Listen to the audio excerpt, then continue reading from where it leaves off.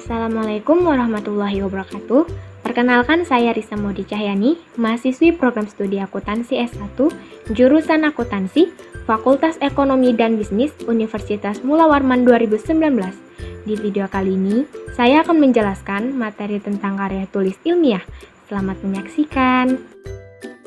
Apa yang dimaksud karya tulis ilmiah? Karya tulis ilmiah adalah laporan tertulis yang berisi hasil sebuah kegiatan ilmiah yang dilakukan peneliti, di mana tulisan tersebut membahas permasalahan berdasarkan dari penyelidikan, pengamatan, maupun pengumpulan data yang berkaitan dengan permasalahan tersebut, dan ditulis menggunakan bahasa yang baku. Karya tulis ilmiah berisi fakta di mana fakta tersebut selain dapat dibuktikan kebenarannya, juga dapat dijadikan sebagai dasar pembuatan simpulan. Tujuan penulisan karya ilmiah itu sendiri adalah sebagai berikut. 1. Untuk menyampaikan ide. Maksudnya, pokok permasalahan yang ada agar lebih mudah dipahami oleh pembaca. 2. Untuk melatih kemampuan menulis. 3. Suatu tradisi ilmiah. Maksudnya, dalam pendidikan di bangku kuliah, sering mendapat tugas untuk membuat karya tulis ilmiah yang mana memiliki kebanggaan tersendiri. 4. Sebagai tugas akhir, dalam pendidikan di universitas, karya tulis ilmiah juga menjadi salah satu syarat kelulusan. 5 atau terakhir, digunakan untuk menunjukkan eksistensi dari penulis tersebut melalui karya tulis ilmiah yang dihasilkan.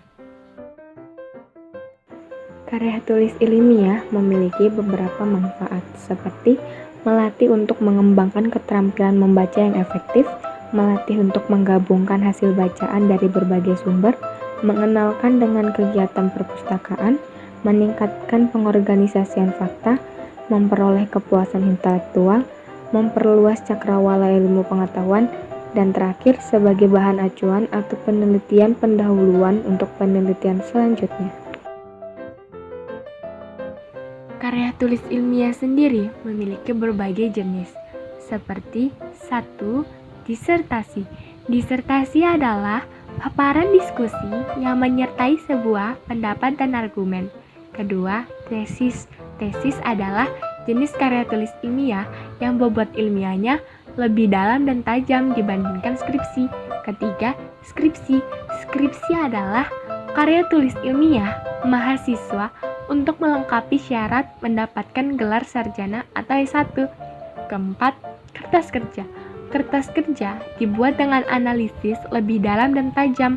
Kertas kerja bersifat lebih mendalam daripada makalah dengan menyajikan data di lapangan atau kepustakaan yang bersifat empiris dan objektif. Adapun jenis karya tulis ilmiah yang lain seperti makalah, resensi, esai dan kritik, artikel ilmiah, dan artikel ilmiah populer. Karya tulis ilmiah sendiri memiliki ciri-ciri seperti berikut. Bahasa yang digunakan adalah bahasa baku, dan kalimat-kalimat yang efektif dengan struktur yang baku. Sikap penulis dalam karya tulis ilmiah adalah objektif, yang disampaikan dengan menggunakan gaya bahasa impersonal. Banyak menggunakan bentuk pasif, tanpa menggunakan kata ganti orang pertama dan kedua. Struktur sajian karya tulis ilmiah sangat ketat, biasanya terdiri atas bagian awal atau pendahuluan, bagian inti atau pokok pembahasan, dan bagian penutup. Komponen bervariasi sesuai dengan jenis dan strukturnya. Artikel ilmiah yang dimuat dalam jurnal mempersyaratkan adanya abstrak.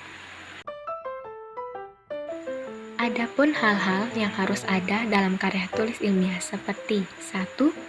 Karya tulis ilmiah memuat gagasan ilmiah lewat pikiran dan alur pikiran. 2.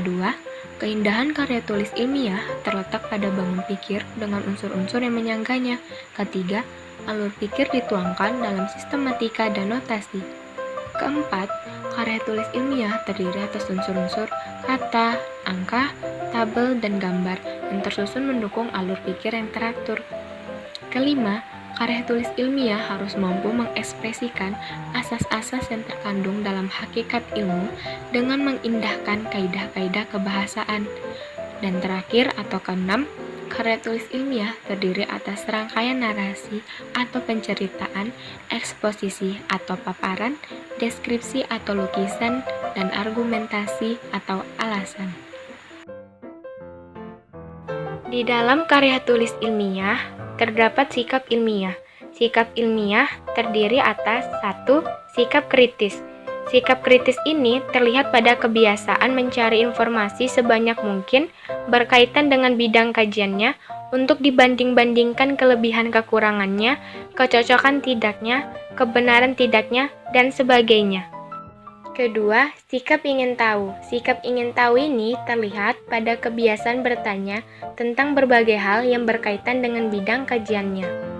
Ketiga, sikap ingin menemukan, selalu memberikan saran-saran untuk eksperimen baru, kebiasaan menggunakan eksperimen-eksperimen dengan cara yang baik dan konstruktif, selalu memberikan konsultasi yang baru dari pengamatan yang dilakukannya. Keempat, sikap menghargai karya orang lain. Sikap menghargai karya orang lain ini terlihat pada kebiasaan menyebutkan sumber secara jelas sekiranya pernyataan atau pendapat yang disampaikan memang berasal dari pernyataan atau pendapat orang lain. Adapun sikap ilmiah lainnya seperti sikap tekun, sikap terbuka, dan terakhir, sikap objektif. Adapun fungsi dari karya tulis ilmiah itu sendiri seperti 1. Fungsi untuk pendidikan.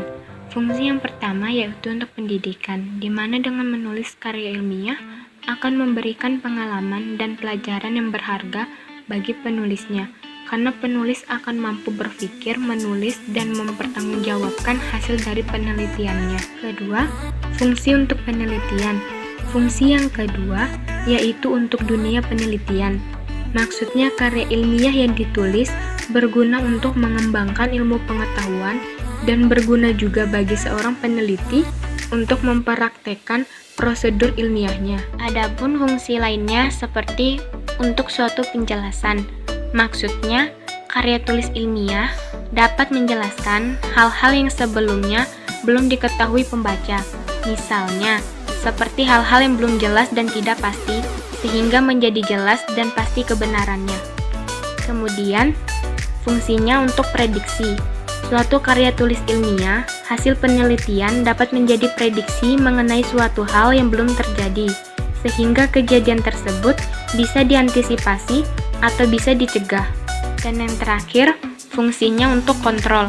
Karya tulis ilmiah berguna juga untuk melakukan kontrol terhadap benar atau tidaknya suatu pernyataan mengenai permasalahan. Sekian penjelasan karya tulis ilmiah dari saya, semoga bermanfaat dan terima kasih telah menyaksikan. Saya akhiri, wassalamualaikum warahmatullahi wabarakatuh.